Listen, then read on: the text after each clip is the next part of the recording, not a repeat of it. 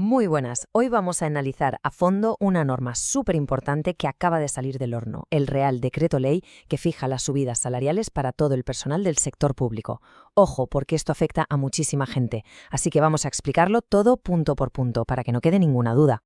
Para toda la gente que nos sigue en Estudio con Podcast, bienvenidos. Sabemos que muchos usáis estos análisis para preparar vuestros temas, así que lo hemos montado de la forma más clara posible. ¡Empezamos! A ver, aquí está la hoja de ruta de hoy. Primero vamos a entender por qué se ha hecho esto a través de un decreto ley. Después nos metemos en faena con los números, la subida de 2025 y la de 2026. Y para rematar veremos la justificación legal y desde cuándo se aplicar. Un recorrido completito. Venga, vamos con la primera parte, porque antes de hablar de porcentajes y de dinero es súper importante entender el contexto. Es decir, por qué se ha tenido que aprobar esta subida así, de esta manera tan concreta y sobre todo con tanta prisa. Esa es la pregunta del millón, ¿verdad? ¿Por qué no se ha hecho como siempre, incluyéndolo en los presupuestos generales del Estado? Bueno, pues la respuesta está en una serie de acontecimientos que han pasado muy rápido. Fijaos en las fechas, porque esto revela una velocidad de vértigo. El 27 de noviembre se firma el acuerdo con los sindicatos, con UGT y con CESIF. Solo 4 días después se convoca la Mesa General de Negociación y, al día siguiente, ya tenemos el Real Decreto Ley aprobado. Esta rapidez, como os podéis imaginar, no es casualidad. Responde a algo muy concreto que vamos a ver ahora mismo. Y aquí está el quid de la cuestión. Seguimos con los presupuestos de 2023 prorrogados. ¿Qué significa esto? Pues que el Gobierno no puede meter esta subida salarial por el camino habitual que sería la ley de presupuestos. Así que la única herramienta legal que tenían para poder aplicar el acuerdo con los sindicatos era precisamente un Real Decreto Ley. Vale, ahora que ya sabemos el porqué, vamos a lo que nos interesa a todos: los números, la pasta. Empezamos con el primer tramo del aumento, el que corresponde al año 2025.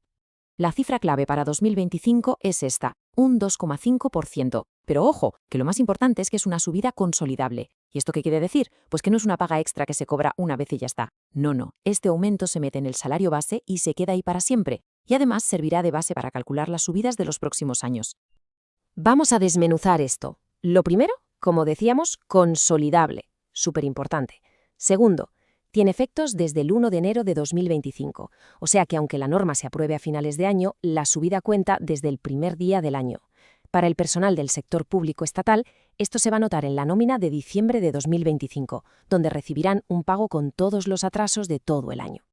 Perfecto, el 2025 ya lo tenemos claro. Pasamos ahora al 2026, que tiene un poco más de miga. La subida de este año se divide en dos partes, una que es fija y otra que es variable. Aquí se ve perfectamente esa doble naturaleza.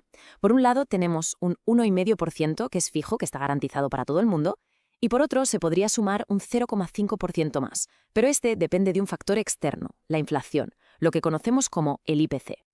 Vamos primero con la parte segura, la garantizada. Es un aumento del 1,5% sobre lo que se cobraba a 31 de diciembre de 2025.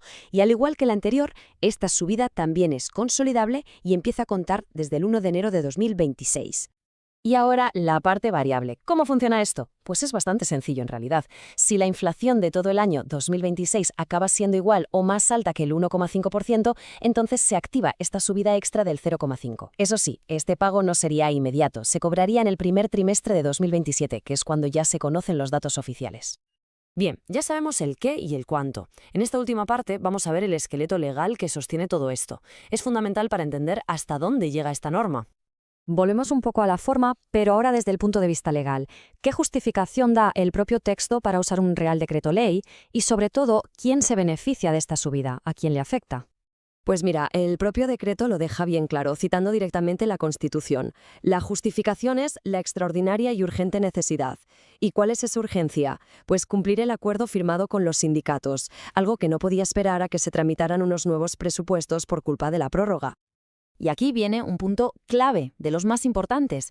La norma se considera norma básica. ¿Y esto qué significa? Traducido, pues que se aplica a todo el mundo, afecta a todo el personal de todas las administraciones públicas sin ninguna excepción. Da igual que sea de la administración estatal, de la autonómica o de la local, para todos.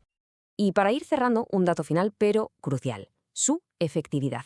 El Real Decreto Ley entró en vigor de forma inmediata, el mismo día 3 de diciembre de 2025, justo cuando se publicó en el Boletín Oficial del Estado. O sea que no hubo que esperar nada. Y con esto hemos visto los puntos más importantes de este Real Decreto Ley.